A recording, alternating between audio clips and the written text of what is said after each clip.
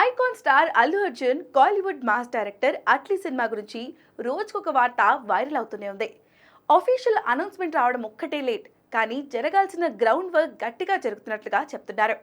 లేటెస్ట్గా ఈ సినిమాకు సంబంధించిన మరో న్యూస్ ఒకటి వైరల్ అవుతుంది.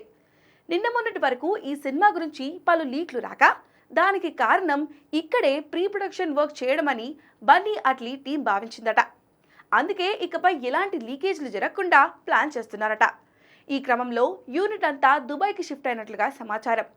స్క్రిప్ట్ సహా ఇతర అన్ని రకాల పనులన్నీ దుబాయ్లోనే జరుగుతున్నాయట. ఇటీవలే బన్నీ 2-3 సార్లు దుబాయ్ వెళ్లి అట్లీతో స్టోరీ డిస్కషన్ చేసినట్లుగా సమాచారం. అన్ని పనులు దుబాయ్లోనే పూర్తి చేసుకొని తిరిగి రావాలని అనుకుంటుందట చిత్ర యూనిట్.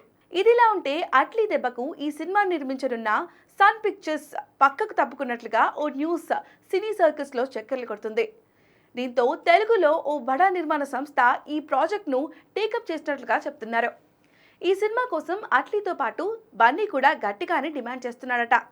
అయితే ఈ సినిమాను ఎవరు నిర్మించబోతున్నారు, స్టార్ కాస్టింగ్ ఏంటి అనే విషయాల్లో క్లారిటీ రావాలంటే అధికారిక ప్రకటన వచ్చే వరకు వెయిట్ చేయాల్సిందే.